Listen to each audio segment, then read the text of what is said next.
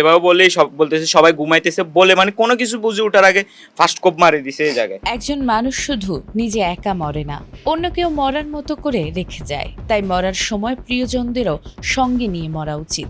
খুনের ঠিক কয়েক ঘন্টা আগে ফেসবুকে এই রহস্যময় বার্তা দিয়েছিলেন শাহাদাত হোসেন।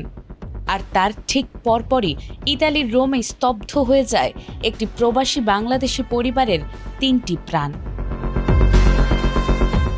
ঘটনার শুরু আজ থেকে 22 বছর আগে নোয়াখালীর কোম্পানিগঞ্জে। শাহাদাত তখন তরুণ, ভালোবেসেছিলেন আরজু আক্তারকে, কিন্তু সেই প্রেম পূর্ণতা পায়নি। বিয়ের প্রস্তাব ফিরিয়ে দিয়ে আরজু বিয়ে করেন কামাল উদ্দিন বাবুলকে। শাহাদাতকে পেছনে ফেলে নতুন জীবন গড়তে আরজু পাড়ি জমান সুদূর ইতালিতে। কিন্তু শাহাদাত ভোলেননি। প্রত্যাখ্যানের সেই গ্লানি 22 বছর ধরে তার ভেতরে এক সাইকোপ্যাথিক জেদ তৈরি করেছিল। আরজুর সুখী পরিবারকে ধ্বংস করতে শাহাদাত এক দীর্ঘমেয়াদী নীল নকশা তৈরি করেন।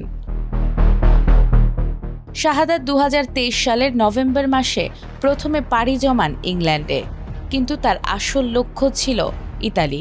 কিছুদিন আগে অবৈধ সীমান্ত পেরিয়ে তিনি সোজা হাজির হন রোমের কাসালোত্তি এলাকায়, ঠিক যেখানে আরজু তার স্বামী ও 5 বছরের কন্যা সন্তানকে নিয়ে থাকতেন।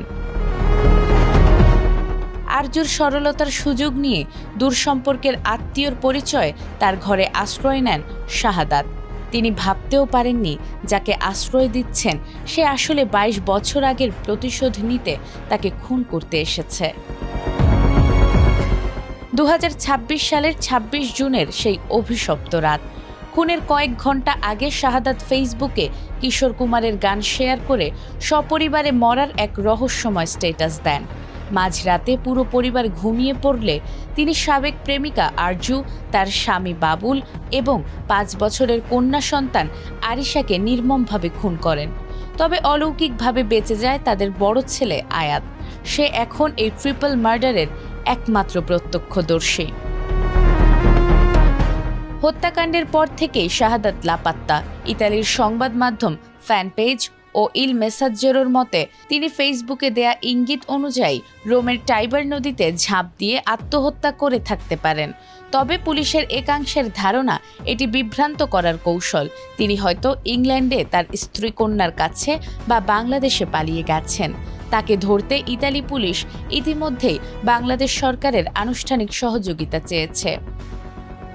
নাজমুন নাহার জান্নাত, এটিএন বাংলা।